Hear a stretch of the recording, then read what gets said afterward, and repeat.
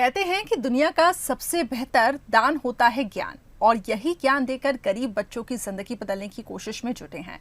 जबलपुर के पराग दीवान coaching institute चलाने वाले पराग एक ऐसी कोचिंग चलाते हैं जिसमें गरीब बच्चे पैसे लेकर पढ़ते हैं, क्योंकि इन बच्चों के घर के आर्थिक हालात ठीक नहीं हैं, लेकिन बच्चों के अंदर पढ़ाई करने का जज्बा भरपूर है।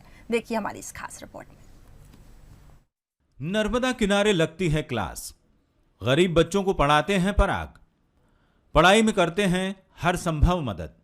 पराग का सपना बच्चे बने अफसर। 200 का करेंगे 12, 12 का डबल 24, 6 को 500 का करेंगे 30, 30 का डबल 7, 2 का 50, a + b + c whole square बराबर a का प्लस b का प्लस c का प्लस 12 + 2g प्लस। यह है पराग दीवान, जो नर्मदा के किनारे घाट की सीढ़ियों पर बैठाकर पिछले 4 साल से बच्चों को पढ़ा रहे हैं। पराग सर की क्लास में गरीब बच्चे तालीम हासिल कर रहे हैं, मगर पराग के लिए यह सफर इतना आसान नहीं था। गरीब बच्चों के माता पिता इन्हें कोचिंग में भेजने के लिए तैयार नहीं थे।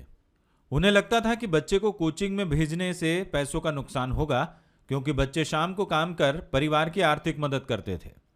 ऐसे में पराग को बच्चों को पढ़ाने के लिए पैसे भी देने पड़ते हैं। आज हालात यह है कि बच्चे खुद चलकर पढ़ने आते हैं। जो बच्चे स्कूल नहीं जाते थे, पराग ने उनका दाखिला आसपास के स्कूलों में करा दिया है। पराग के पुराने स्टूडेंट्स इस नेक काम में उनकी मदद करते हैं। कोई ड्रेस मुहैया करवाता है तो कोई कॉपी किताब देकर मदद करता है।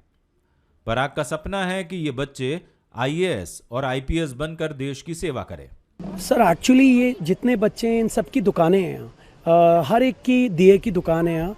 हर कोई ना कोई दिए बेचता है, कोई नारियल बेचता है, कोई नाव चलाता है, कोई नारियल पकड़ते हैं। ऐसी कंडीशन स्थिति बहुत गड़बड़ है बच्चों की, लेकिन जो पैशन है, मैंने आपको क्या बताया, स्थिति से ज़्यादा उभर के आ रहा है इनके अंदर जो टैलेंट है।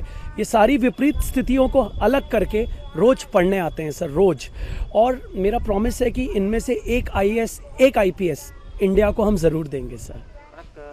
पराग के जुनून का असर बच्चों पर भी दिखने लगा है। ठंड हो, गर्मी हो या फिर बारिश, कोई भी मौसम हो, बच्चे पढ़ाई के लिए आना नहीं भूलते। पराग सर से मिलने के बाद बच्चों के दिल में एक सपना पलने लगा है, सपना उज्जवल भविष्य का। मेरी नारियल प्रसाद की दुकान है, मैं दुकान भी चलाती हूँ, कोचिंग भी आती हूँ। बहुत अच्छा लगता है, भैया बहुत अच्छे से समझाते हैं। एक सवाल को 2-2, 3-3, 4-4 बार समझाते हैं, बहुत अच्छे से समझाते हैं। भैया हम लोग नारियल पकड़ते हैं और दिए बेचते हैं। भैया हम लोग को 4 साल हो गए हैं कोचिंग पढ़ते हुए।